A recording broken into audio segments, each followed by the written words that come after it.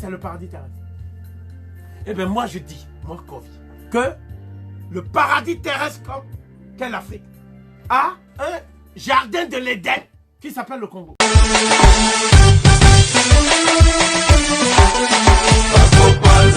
Moupepe tambolaka monde entier, mais anga identité.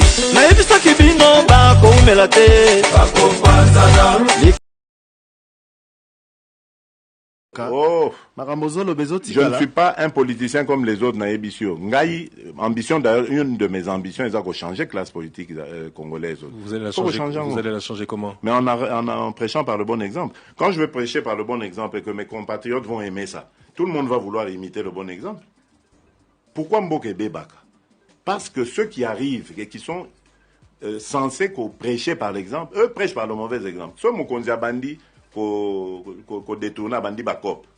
Mais toi, tu crois que au Balandi ou en Abosani? Bah, on a pas cop. Mais ce que Mokonzia Lobi a dit, bon, les Kambakop, on a, au Salango Yo, aux Amona Maïnanga, c'est vrai. Aux Tobandano, et tout ça. Boloko. Tu vas en prison. Et quand il parle de Caméré, nous tous nous connaissons le comportement de l'homme, on ne va pas y revenir peut-être ici. Mais il faut dissocier Caméré de Félix Tshisekedi. Les deux sont ensemble dans une coalition appelée Cash, mais il faut toujours dissocier Caméré de Félix Tshisekedi, UDPS de l'UE. Je vous dis, Vital Caméré que vous voyez aujourd'hui, c'est le prochain Bahati Lukwebo de Cash. Je vous informe, retenez l'émission du jour. Comment ça? Retenez ça. Expliquez-nous pour comprendre. Vous voyez ce que Bahati a fait aujourd'hui à Kabila. Il a fait quoi? Il est parti avec des chantages. Caméré fera la même chose à Félix Tshisekedi. Le jour où le président va prendre la décision de sanctionner toutes les bavures que le président Caméré est en train de commettre chez lui à la présidence de la République, Caméré sera son tout premier opposant. Martin ne fait rien. Il fera plus que Martin et ça sera le prochain Bahati Lukwebo de Cash. Jean a présenté un programme d'urgence de 100 jours. Je prends un petit volet. Construction des logements sociaux. Le président avait promis de construire 1500 maisons préfabriquées.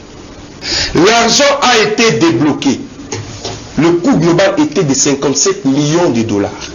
On a donné cet argent à une entreprise, Samibo Congo. La compte a été versée plus de 17 millions. Jusqu'aujourd'hui, on ne voit rien, on ne sent rien, alors que ça devait se faire à Kinshasa et à l'intérieur. Quelle est la raison? Mais la présidence de la République, et avec le document signé par le président Caméré. Quelle raison avancée? Les matériaux sont bloqués en Turquie. Aujourd'hui, nous ne savons pas où est parti cet argent et qu'est-ce qu'on en a fait. Et aujourd'hui, on revient avec notre projet construction de 3 maisons préfabriquées pour 3000. Oui, merci. 3000. Maisons préfabriquées pour policiers et militaires. On attribue ces projets à une autre société, à un certain Ousmane Sraël. Quand vous suivez de près, ça appartient à Jamel Sami. La même personne. On ne nous dit pas ce qu'il a fait avec les 17 millions. Le projet de 100 jours, le président n'a même pas fait le compte rendu à la population. On n'a pas vu une seule maison construite. Mais la question, John, quel est le lien entre ce que vous dénoncez maintenant et Caméré? Ah, je suis content. Il a écrit au directeur qui s'occupe du contrôle de marché public pour dire c'est un marché de gré à gré. Ça doit passer. Il a fait une pression, alors que ça devait être exposé, on fait peut-être l'appel d'offres, mais lui, Caméré dit non. C'est un marché de gré à gré, ça doit passer comme ça. Il a écrit au directeur du contrôle du marché public. Ça veut dire qu'il n'y a rien à faire. Il a décidé ainsi, ça doit se passer comme ça. Aujourd'hui, c'est la présidence de la République. La présidence de la République, le cabinet est géré par qui? Par Vital Caméré. C'est lui qui signe les documents liés au décaissement et consorts. C'est lui. Et donc c'est lui qui doit nous dire, d'abord avant qu'on commence cette construction avec ces fameux Jamel Sami, avec la construction de 3000 maisons, qu'on nous dise d'abord qu'est-ce qu'on a fait avec les 17 millions qu'on a débloqués, parce qu'on ne voit rien. Cela veut dire que le 11 juillet 2019, journée mondiale africaine de lutte contre la corruption, le chef de l'État a fait une promesse, c'est un engagement, je veux le rappeler à tout moment, qu'il va lutter contre la corruption au pays. Les experts en mafia, communication et corruption, leur place c'est là, à prison, à Makala, ils seront jugés. Mais, monsieur le président de la République, la corruption est à votre porte, la mafia à la porte du chef de l'État. Et le directeur du cabinet en est pour quelque chose. Il faut qu'on nous dise, parce que moi, mon argent, même 1 franc, est dans ces 17 milliards de millions de dollars là. Il faut qu'on nous dise d'abord, avant qu'on commence la construction de maisons de militaires, qu'est-ce qu'on a fait avec les 17 millions? C'est parti où qu'on nous dise? Je pense que le chef de l'État aura ce courage de prendre des mesures pour sanctionner son directeur de cabinet. Vital Kamerhe Azali, directeur à cabinet à un président de la République. Par conséquent, lorsqu'on veut l'inviter pour des raisons d'élégance, il faut saisir son chef hiérarchique pour qui il était en train de poser les actes. Lui dire que voici ce que nous avions constaté, voici ce qui est fait, parce que le président cette fois-là ne devrait pas agir comme individu, mais comme institution président de la République, comme toute une institution. Mais écoutez Mike, le plus grand problème, ce n'est pas le fait de convoquer Kamerhe, c'est le souhait de tous de voir que l'État des droits est aligné. Ils ont défini comme la primauté de loi. C'est-à-dire que tout ce que nous faisons doit être conforme aux lois du pays.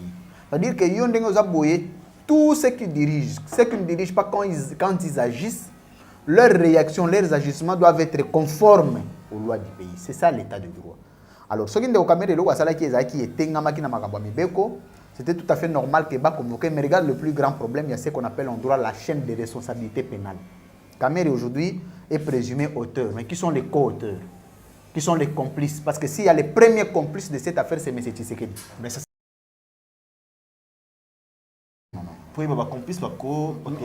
non. C'est-à-dire quand on dégage la responsabilité, en amont, on doit sentir la responsabilité pénale de chacun.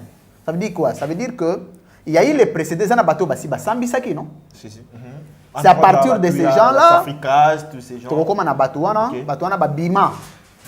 là, on va en arriver.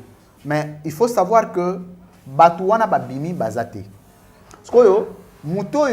Vital Kamerhe Azali a convoqué sur base des accusations portées contre lui par les précédents. Alors, regarde.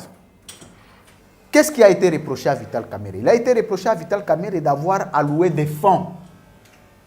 Il a été reproché à Vital Kamerhe l'usurpation du pouvoir. Parce que seul le gouvernement a le pouvoir d'engager les fonds et de gérer les fonds de l'État via le ministère des Finances. Or, ce côté-là, il y a des travaux à 100 jours, il y a des pancartes sous financement de la présidence de la République. Alors que la présidence elle-même est aussi financée par les ministères. L'État est allé, le principe est droit. Seul le juge a le pouvoir de juger l'opportunité des poursuites. Donc, le juge a quoi apprécier quand est-ce qu'il faut qu'on kangayo. Ngana ko ndima na procès on a soki ndeko Tshisekedi peut pas convoquer. Et convoquer Ndeko Tshisekedi parce que Ndeko Kamerhe tango za loué ba fond wana. Ba fond wana bando na poche na été. Il y avait un chef hiérarchique on appelle ça ordre.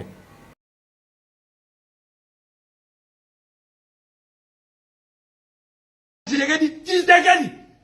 Attention, petit Tshisekedi.